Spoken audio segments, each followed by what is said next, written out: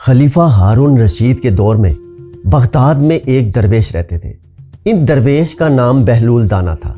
بہلول دانا ایک فلاسفر اور ایک تارک دنیا درویش تھے۔ ان کا کوئی گھر، کوئی ٹھکانہ نہیں تھا۔ وہ عموماً شہر میں ننگے پاؤں پھرتے تھے اور جس جگہ تھک جاتے وہیں ڈیرا ڈال لیتے تھے۔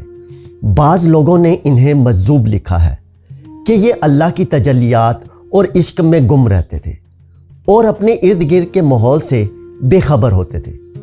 بہت کم لوگوں کی طرف توجہ کرتے تھے اور جب کبھی عوام الناس کی طرف منہ کرتے تو حکمت اور دانائی کی بہت ہی عجیب و غریب باتیں کرتے، جس سے پتہ چلتا کہ یہ اللہ کے بہت بڑے ولی کامل تھے۔ ان کا اصل نام وہاب بن عمرو تھا۔ ایک دن بہلول دریا کے کنارے بیٹھے ساحل کی گیلی ریت کو اپنے سامنے جمع کر کے اس کی ڈھیریاں بنا رہے تھے اور ملکہ زبادہ اپنے محل کے جھروکے سے بڑے انمناق سے ان کو یہ کام کرتے دیکھ رہی تھی۔ وہ مٹی کی ڈھیری بناتے اور پھر اپنے ہی ہاتھ سے اسے مسمار کر دیتے۔ ملکہ جھروکے سے اتر کر اپنی سہیلیوں کے ہمراہ دریا کے کنارے آ گئی اور بہلول سے پوچھا، کیا کر رہے ہو بہلول؟ بہلول نے ادائے بے نیازی سے کہا، جنت کے محل بنا رہا ہوں۔ ملکہ نے سوال کیا، اگر کوئی تم سے یہ محل خریدنا چاہے تو کیا تم اسے فروخت کرو گے؟ بہلول نے کہا، ہاں کیوں نہیں، میں بناتا بھی ہوں اور فروخت بھی کرتا ہوں۔ تو بتاؤ ایک محل کی قیمت کیا ہے؟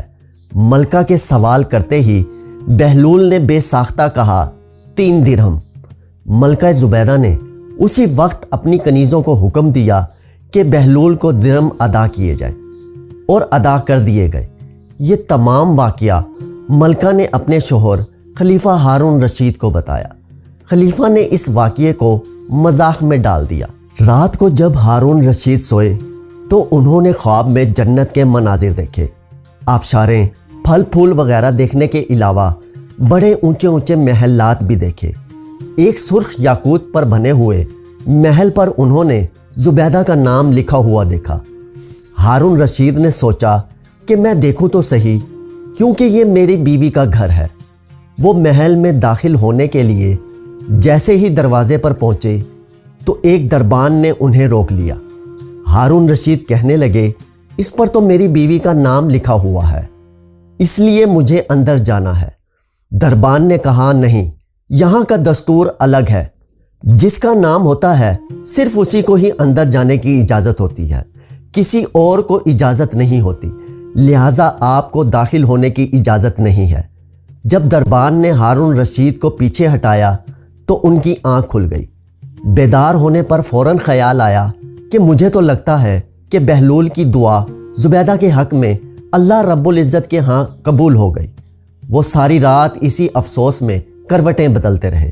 چنانچہ اسی شام کو بہلول کو تلاش کرتے ہوئے ادھر ادھر دیکھ رہے تھے کہ اچانک انہوں نے دیکھا بہلول ایک جگہ بیٹھے اسی طرح مکان بنا رہے ہیں۔ ہارون رشید نے سلام کیا۔ بہلول نے جواب دیا، وعلیکم السلام۔ ہارون رشید نے پوچھا، کیا کر رہے ہو بہلول؟ بہلول نے کہا، جنت کے محل بنا رہا ہوں۔ ہارون رشید نے پوچھا، بیچو گے؟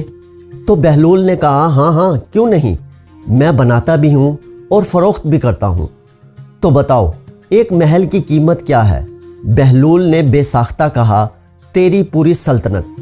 ہارون رشید نے کہا، اتنی قیمت تو میں نہیں دے سکتا، کل تو آپ 3 درہم کے بدلے دے رہے تھے اور آج پوری سلطنت مانگ رہے ہیں۔ بہلول دانا نے کہا، کل بن دیکھے معاملہ تھا اور آج تم محل دیکھ کر آئے ہو۔ خلیفہ یہ سن کر گھٹنوں کے بل بہلول دانا کے سامنے مایوس ہو کر بیٹھ گئے اور کہا، حضرت آپ مجھ سے میری ساری سلطنت لے لیں اور مجھے ایک محل دے دیں۔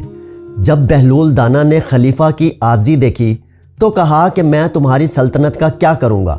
اس دنیا کی محبت تو بہت سے گناہوں کی جڑ ہے، جاؤ اپنی سلطنت اپنے پاس رکھو، اس محل کو بھی تمہارے لیے 3 درہم میں فروخت کرتا ہوں۔